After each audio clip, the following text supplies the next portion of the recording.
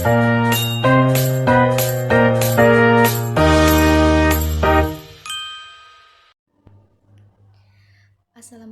warahmatullahi wabarakatuh. Halo semuanya, perkenalkan saya Rindri Anggrani, mahasiswi semester 5 program studi S1 Ilmu Keperawatan Institut Citra Internasional.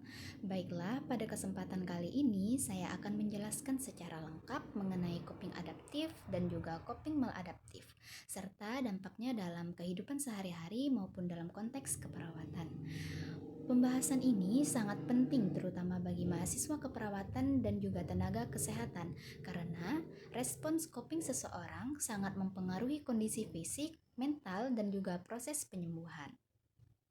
Nah, sebelum membahas jenis-jenisnya, kita perlu memahami terlebih dahulu apa sih yang dimaksud dengan coping.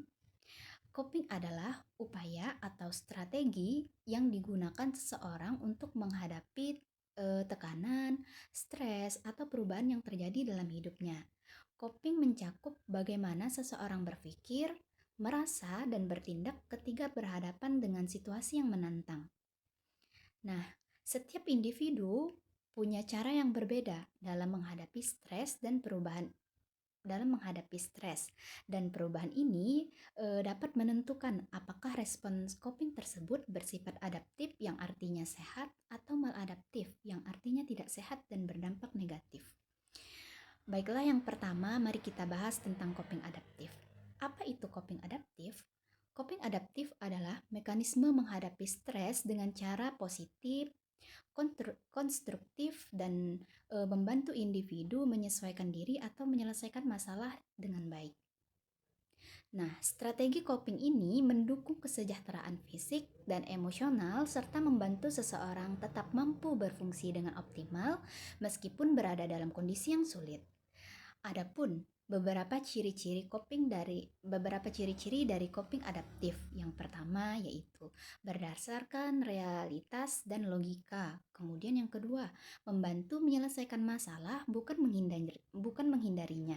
Yang ketiga, mengurangi ketegangan emosional dan memperbaiki fungsi sehari-hari.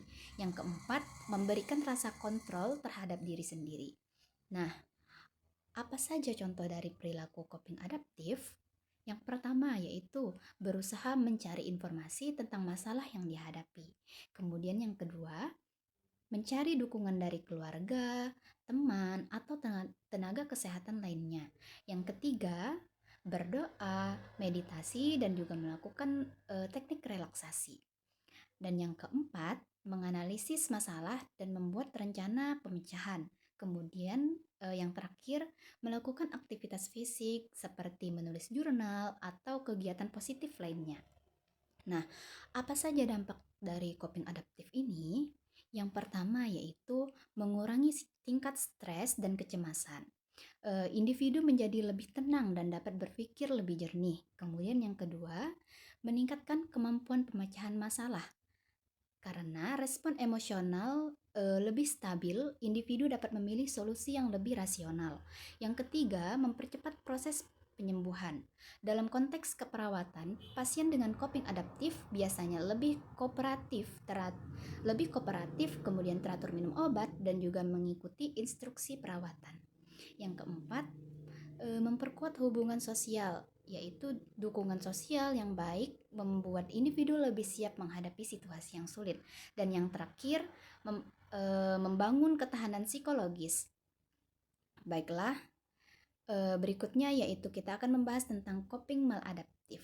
Apa sih coping maladaptif itu? Coping maladaptif adalah mekanisme menghadapi stres dengan cara yang tidak sehat, yaitu berpotensi menimbulkan masalah yang baru. Pada awalnya, strategi ini mungkin terasa melegakan, tetapi efek jangka panjangnya justru merugikan. Adapun ciri-ciri dari coping maladaptif ini, yang pertama yaitu menghindari masalah atau menyangkal kenyataan. Yang kedua, menambah masalah baru baik bagi diri sendiri maupun orang lain. Yang ketiga, menggunakan cara-cara yang tidak sehat untuk mengurangi stres. Dan yang keempat, tidak menyelesaikan akar permasalahan. Nah, apa saja contoh dari perilaku coping maladaptif ini? Yang pertama yaitu menarik diri dari lingkungan atau menghindari komunikasi. Kemudian yang kedua, melampiaskan stres melalui makan berlebihan atau sebaliknya tidak makan sama sekali. Yang ketiga, mengonsumsi alkohol atau zat lain untuk mengurangi stres. Yang keempat, bereaksi dengan marah, agresif atau impulsif. Dan yang kelima, menyangkal kondisi, misalnya tidak ingin mengakui bahwa dirinya sakit. Nah, apa saja dampak dari coping maladaptif ini? Baiklah, dampaknya yang pertama yaitu stresnya semakin meningkat karena inti masalah tidak diatasi. Kemudian yang kedua, kesehatan fisik menurun, misalnya tekanan darah naik, gangguan tidur, atau kondisi medis makin memburuk. Dan yang ketiga, hubungan sosial terganggu karena individu menjadi mudah marah, tertutup atau menarik diri. Yang keempat, menghambat proses penyembuhan, terutama ketika pasien menolak pengobatan atau tidak mengikuti instruksi medis. Dan yang kelima, menimbulkan risiko baru seperti kecanduan alkohol, obesitas, kurang gizi, atau konflik dengan keluarga. Nah, dari penjelasan yang sudah saya jelaskan tadi, dapat kita simpulkan bahwa coping adaptif merupakan strategi yang positif yang membantu individu menghadapi stres dengan sehat. Sedangkan coping maladaptif adalah strategi yang tidak sehat, yang justru memperburuk kondisi fisik, emosional, dan juga sosial. Sebagai mahasiswa keperawatan atau tenaga kesehatan, penting bagi kita untuk mengenali kedua bentuk coping ini agar dapat membantu pasien menemukan cara menghadapi stres yang lebih baik dan juga lebih bermanfaat. Baiklah, sekian penjelasan dari saya. Terima kasih sudah menonton. Semoga penjelasan ini bermanfaat dan dapat membantu proses pembelajaran teman-teman semuanya. Wassalamualaikum warahmatullahi wabarakatuh.